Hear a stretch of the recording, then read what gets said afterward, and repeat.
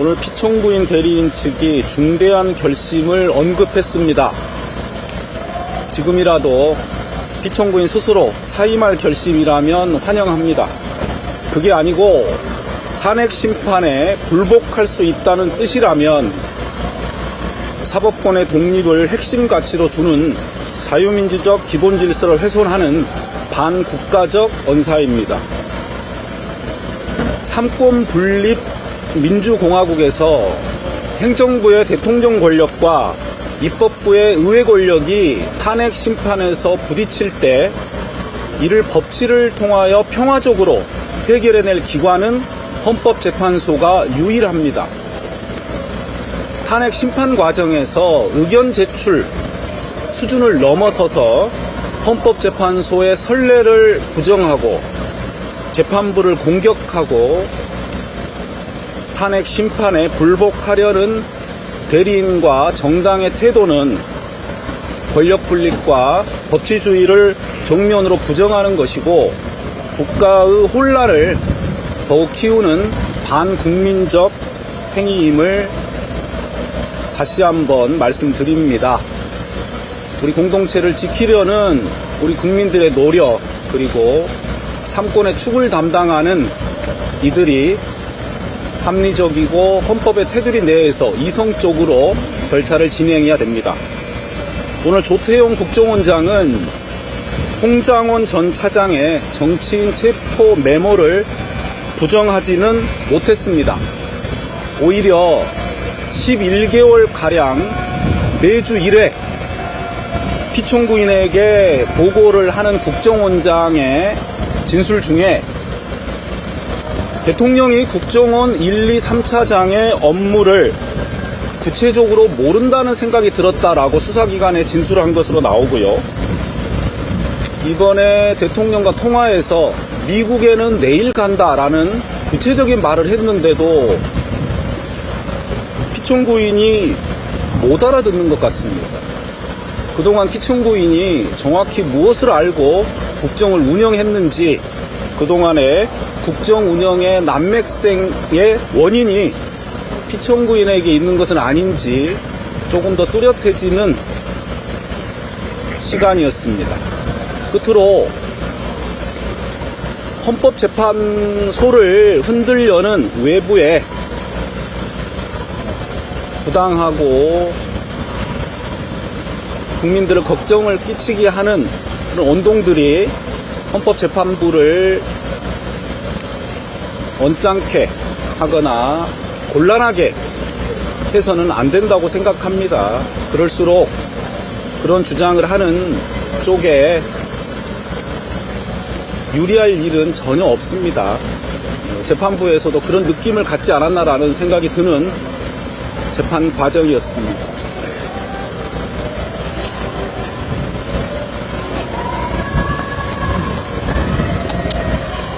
이 심판도 막바지에 접어드는 것 같습니다. 오늘 또 증인신문이 이어졌는데 오늘 심판장에서 저는 오늘도 이 두 사람의 유형을 봤어요.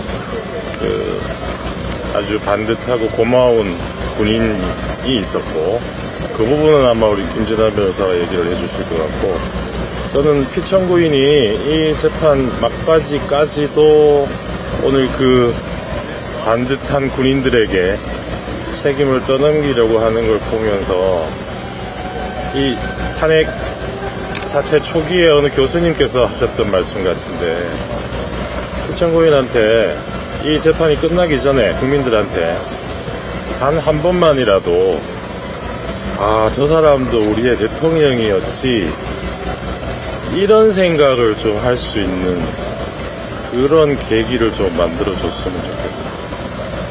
저는 이 말씀으로 가능하겠습니다. 네, 저는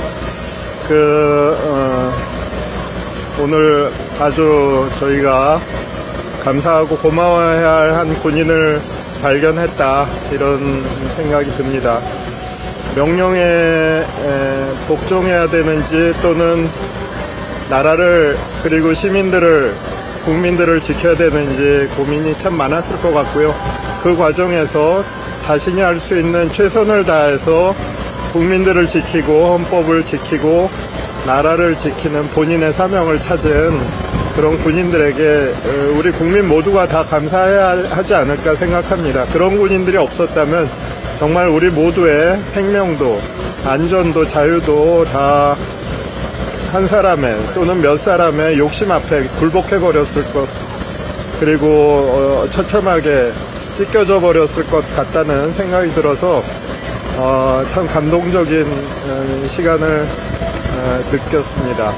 근데 또 다른 공직자에 대해서 하나 말씀드리고 싶은데요. 어제 춘천지검장께서 검찰 내부 통신망에 헌법재판 절차 진행이 매우 불공정하다고 일본 시대, 우리가 일제 식민지 시대 재판관보다도 못한 재판관이다, 이런 극악은 좀 심한 표현이고 좀 심한 표현으로 헌법재판을 비난하셨는데, 일단은 지검장님한테 한번 헌법재판 절차가 어떻게 진행되고 있는지 동영상을 좀 보시기를 권하고요.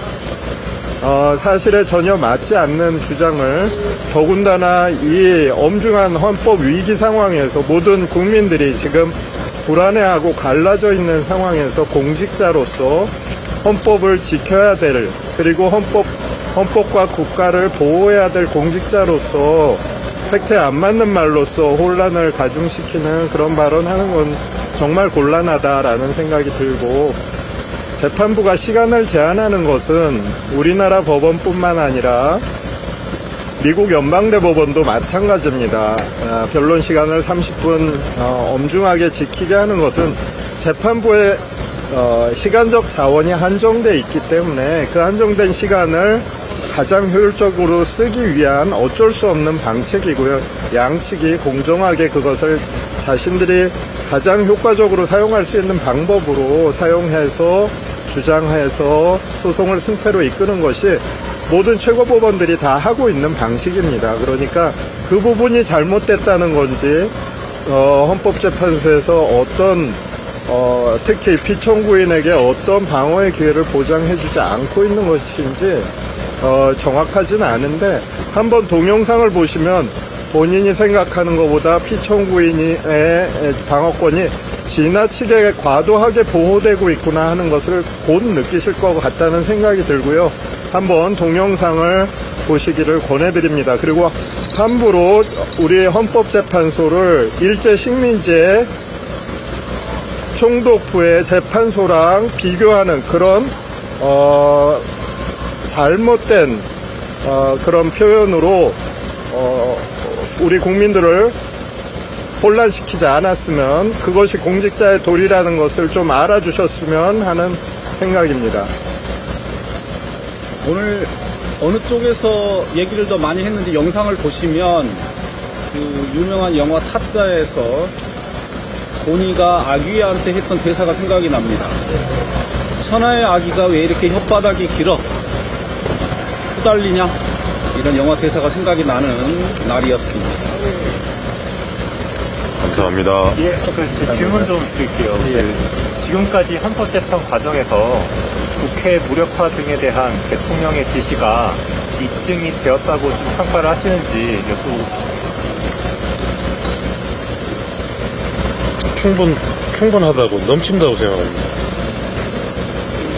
어떤 부분에서 그렇게 좀 평가하시는지를. 네, 뭐 증인들 증언도 있고, 여러분들이 아마 기자분들은 그 서증까지는 세세하게 검토를 못 하셨을 텐데, 서증에 뭐 넘치는 증거들이 많습니다.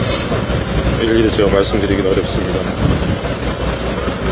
오늘 그 조태영 원장이 김건희여서 주고받았다는 문자에 대해서는 내용은 확인을 저희 몰라요. 그냥 그렇게 주고받았다는 내용만, 먹는, 기관폰을 사용한 것은 아니고 개인 폰으로. 그랬던 것 같습니다. 네. 피청구인 측에서 뭐 진술 주소도 그렇고 계속 신분상이 없다라고 밝히고 있는데 계속 주장 어떻게 반복을 하고 계신데, 그거에 대해서 어떻게 대응하실 계획이 있으신가요? 뭐 장외에서 그건 사실 헌법재판소가 여태까지 대통령 탄핵을 세 번 했죠. 탄핵 사건이 두 번인가요? 이게 세 번째죠. 이번이 세 번째고, 다른 탄핵 사건도 여러 사건이 있었고요. 그 사건들에서 일관되게 적용하고 있는 원칙이거든요. 판례에 따라서. 근데 만약에 피청구인 측의 주장대로 만약에 이번에만 예외적으로 피청구인 원한대로 해준다면은 그거야말로 자의적인 법리 적용이죠. 일관된 법리에 따라서 지금 하고 있는 것이고, 그 법리에 따라서 판결이 내려졌고, 그 판결을 우리 모든 국민들이 다 여태까지 받아들이고 존중해 온 겁니다. 근데 피청구인에게만 특혜를 달라고 하는, 자신을 위한 특혜를 달라고 하는 주장인데, 그것은 우리나라 헌법에 정해져 있는 법은 모든 사람들에게 평등하게 적용된다는 그 원칙을 스스로 깨려고 하는 그런 주장이라고 생각합니다. 조태용 원장 증인 신문 때 대통령에게 국내에 있다고 보고한 거를 통화시점 타임라인을 통해서 말을 했는데 서준 자료를 보셨을 테니까 정확한 사실관계가 어떻다고 보시는지도 되게 궁금합니다. 사실관계라는 거는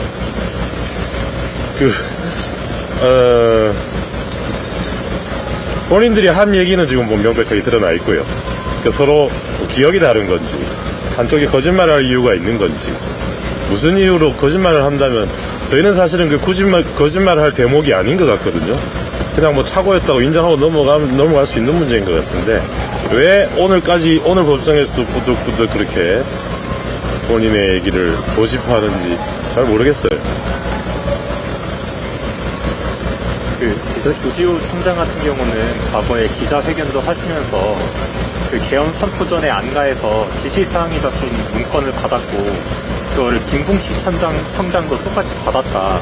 근데 이제 다만 본인은 버려가지고 이제 그게 수정이 없는데, 뭐 이런 말씀을 하셨거든요. 근데 오늘 김봉식 청장의 증언을 내용을 보면은 뭐 체포해제에 대한 뭐 지시가 없었다 뭐 이런 식으로 그 조 청장의 증언 같은 내용이 배치되는. 조 청장도 문건에 대해서는 뭐 문건에서 체포를 직접 봤다 이런 얘기를 하지는 않았죠.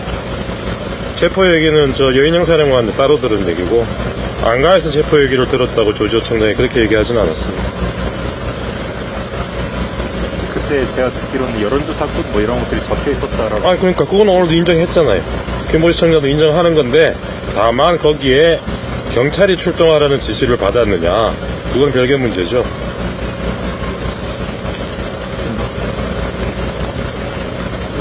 이제 예, 이만 조금만 고생하시면 될 것 같습니다. 네, 감사합니다. 고맙습니다.